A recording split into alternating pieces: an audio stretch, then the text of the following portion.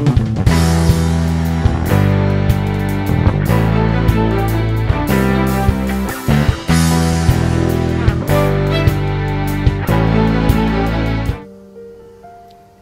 Bapak Ibu, Saudara-saudari yang saya kasih di dalam Kristus. Apa kabar hari-hari ini Bapak Ibu mungkin dalam kondisi harus terpaksa ada di rumah, Bapak Ibu meninggalkan pekerjaan dan sebagainya. Nah, tapi dengan semua kejadian ini ada satu hal yang saya sempat bertanya-tanya kepada Tuhan. Kenapa sih Tuhan izinkan semua ini terjadi? Tidak hanya di Indonesia, bahkan di seluruh dunia. Bisa dibilang satu kekacauan yang cukup besar dikarenakan virus corona. Setiap kali saya menghadapi situasi yang buat saya sesuatu yang baru, sesuatu yang membingungkan, saya akan duduk di kaki Tuhan dan Tuhan kasih pertengahan Maret yang lalu satu mimpi di mana saya berada di ruang doa saya seperti biasa, tapi saya dalam keadaan terikat. Kaki saya terikat karena saya biasa berdoa dengan menyanda dan melonjorkan kaki, tapi ada satu kain yang mengikat di pangkal paha. Tuhan, apa artinya semua ini? Besoknya, paginya ketika saya bangun, saya saat teduh, saya tanya sama Tuhan, apa artinya? Dan Tuhan ingin hati saya, kan saya bertanya kepada Tuhan, saya tetap masih dalam keadaan doa loh Tuhan. Saya masih punya jam-jam doa. Tapi kenapa kaki saya mesti diikat? Ternyata Tuhan ingin saya lebih banyak lagi waktu bersama Dia. Gak hanya sekedar saya punya saat teduh, saya punya jam-jam doa yang seperti biasa-biasa, tapi Tuhan ingin lebih lama lagi. Dia ingin mencurahkan isi hatinya kepada saya. Saya ngerasakan di situ saya gak tahan, saudara. Saya rasa, saya ini siapa sih Tuhan? Kok Tuhan menganggap saya begitu berharga? Sampai Tuhan merindukan saya. Bukan saya yang rindu kepada Tuhan, tapi Tuhan merindukan saya. Tuhan merindukan hati kita, saudara. Hati setiap kita. 1,5 jam saya muji nyembah Tuhan. Saya rasakan ada satu kerinduan dari Tuhan sendiri. Mana pujian? Mana penyembahanmu yang lebih lagi? Yang seperti dulu-dulu. Saudara, memang saya sadari beberapa waktu belakangan dengan kesibukan kita, dengan segala tanggung jawab kita, termasuk itu juga dengan mungkin pelayanan kita, pelayanan yang Tuhan percayakan pada kita. Itu banyak menyita waktu kita, banyak menyita waktu yang mengurangi jam-jam kedekatan bersama Tuhan. Dan sepertinya Tuhan ngomong, saya ingin waktu itu kembali. Saya ingin engkau menyembah aku, engkau memuji aku lebih lagi, engkau mendengar apa yang menjadi seruan hatiku. Seperti di Amsal 1 ayat 23, katakan, berpalinglah kamu kepada teguranku, sesungguhnya aku hendak mencurahkan isi hatiku kepadamu dengan memberitahukan perkataanku kepadamu. Saudara, di sini saya merasakan sepertinya saya dibawa kembali sama Tuhan ke dasar, back to basic. Itu yang Tuhan mau. Siapa saya dulu? Sebelum dipercayakan Tuhan sekian banyak pelayanan. Saya nggak punya apa-apa. Saya nggak punya kemampuan. Cuman karena anugerah Tuhan saja. Tuhan memberi itu. Jadi sepertinya Tuhan flashback siapa dirimu?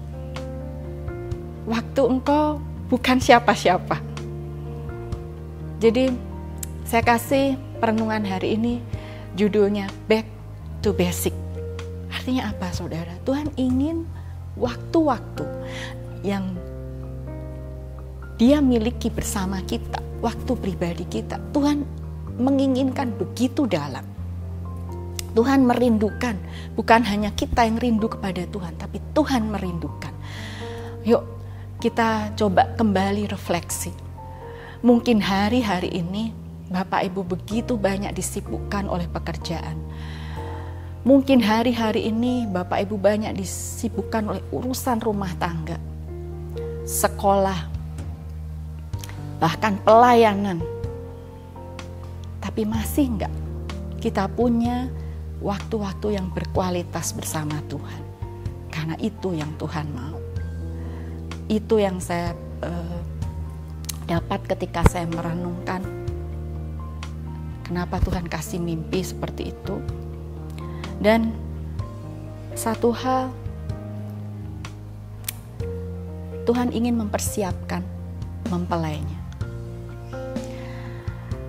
Karena kalau mempelai, kita flashback lagi Bapak Ibu, calon mempelai pasti pasangannya ingin calon mempelainya ini adalah kudus, tak bercacat, tak bercela di hadapannya.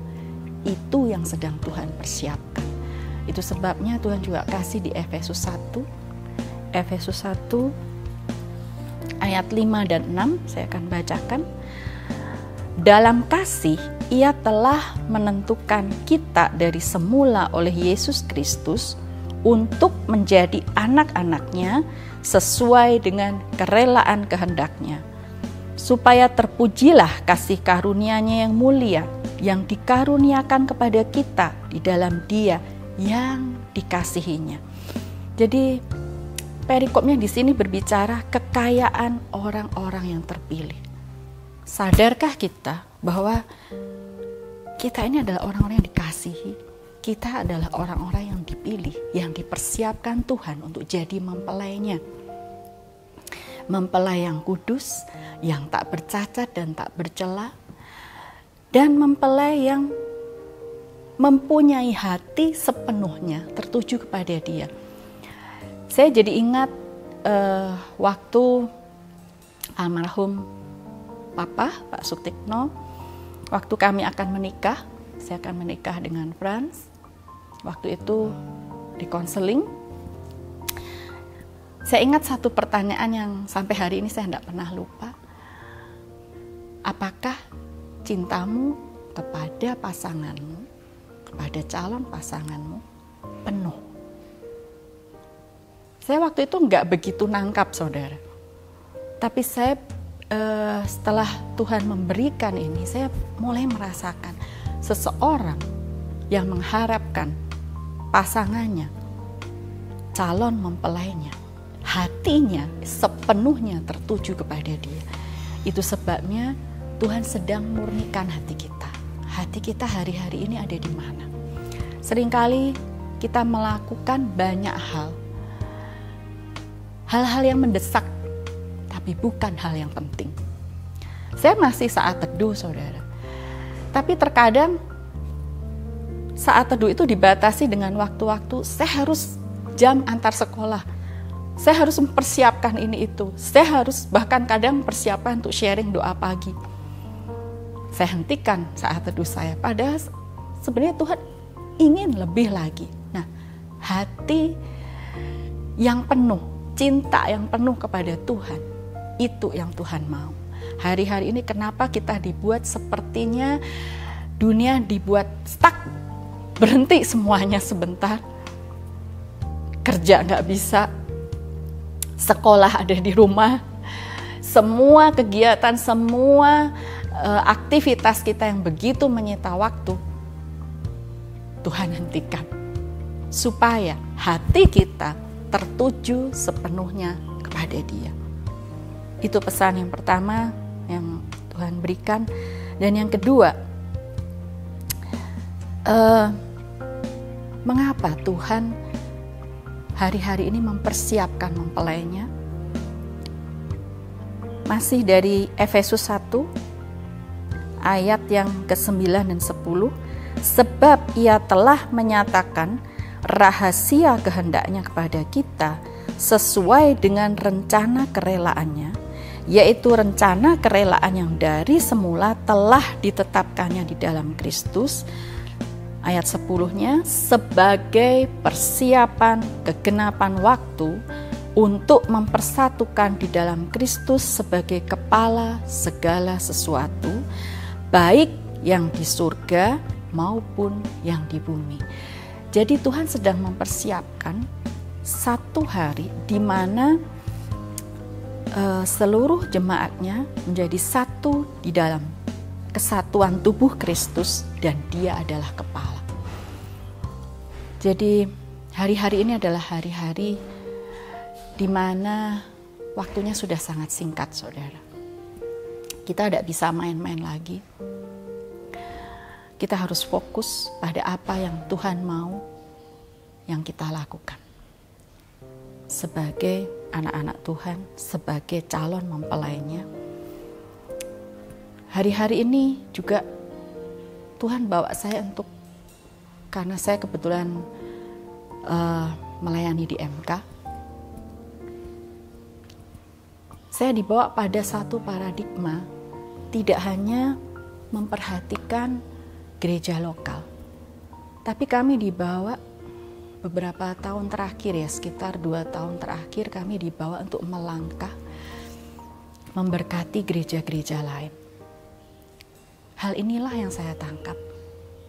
Kita melihat gereja sebagai tubuh Kristus, kesatuan tubuh Kristus, bukan hanya gereja lokal, bukan hanya PPL, tapi sesama tubuh Kristus. Kita harus memperhatikan, dan Tuhan taruh beban itu di hati saya dan seluruh tim MK untuk ayo kita mempersiapkan ini. Satu hari di mana gereja Tuhan semua bersatu dan menjadi satu tubuh Kristus di mana Kristus adalah kepalanya. Mari saudara, hari-hari ini kita lebih banyak fokus dengan waktu yang terbaik yang kita berikan pada Tuhan. Karena Tuhan beri dan Tuhan izinkan kita banyak di rumah. Kita banyak waktu untuk berdiam diri di hadapannya. Dan tidak ada alasan lagi kita sibuk. Karena tidak ada yang disibukkan. Jadi hari-hari ini memang Tuhan ingin, saya ulang lagi, hati kita sepenuhnya tertuju kepada Dia.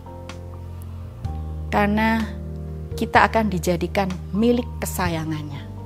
Siapa milik kesayangannya? Saudara rindu menjadi milik kesayangan Tuhan. Di dalam Maleaki 3 ayat 16-17.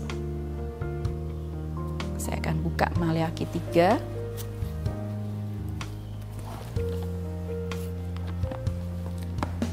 Maleaki 3 ayat 16 dan 17, beginilah berbicara satu sama lain orang-orang yang takut akan Tuhan.